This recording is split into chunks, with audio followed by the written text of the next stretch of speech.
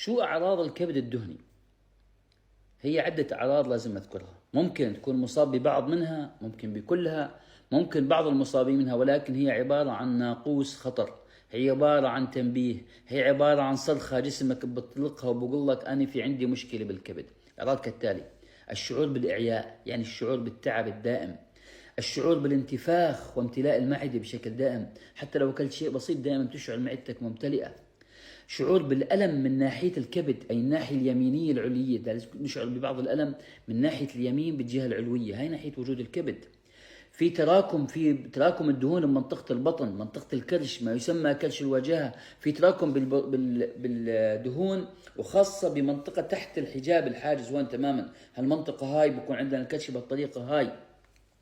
في عندنا ارتجاع وشعور بالحموضة، ممكن يصير عندنا ألم بواسير، ممكن يصير تكتلات دهنية صفراء تحت الجلد، ممكن يصير بقع على الجلد، ممكن يصير حب الشباب الوردي، ممكن يصير عندنا حول العينين ومنطقة العينين في بعض الإصفرار، ممكن يزيد حرارة الجسم بدون أي سبب، ترتفع حرارة الجسم بشكل مفاجئ، ممكن تعرق مفرط، يعني أنت فورا تلاقيك تعرق بشكل مش طبيعي، رائحة نفس كريهة، امتصاص الأغذية صعب، في عندنا حكة بالجلد، في طفح جلدي، أمراض جلدية كلها، ممكن البهاق الصدفية كلها بسبب الكبد. ممكن يصير في عندنا تيبس بالعضلات اليدين، وخاصة لما يكون بهالطريقة هاي، يعني الخنصر بالطريقة هاي تماما متيبس، والبنصر نصف تيبس، واحيانا بالوسطى. هذول الثلاث عناصر تقريبا هيك بكون شكل اليد.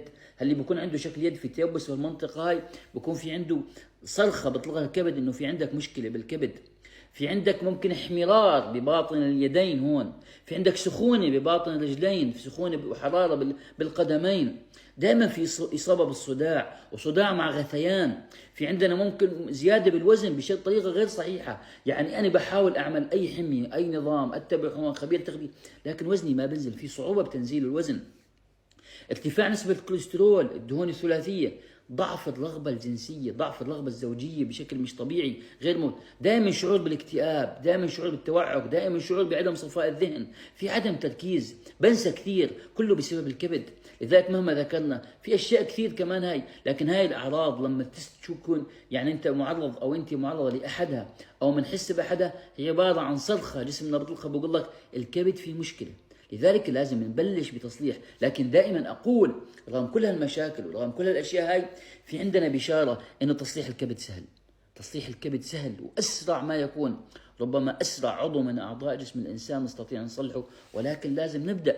يعني لو ظليت اتمنى انا وجالس بالامانه لازم اصلح كبدي ما بستطيع اصلحه، لكن لازم نبدا، والبدايه مش صعبه، لا في حرمان ولا في تعب، كل ما في الامر عباره عن انظمه بسيطه جدا، استبدال اشياء من داخلها نظامنا الغذائي نستبدلها باشياء ثانيه.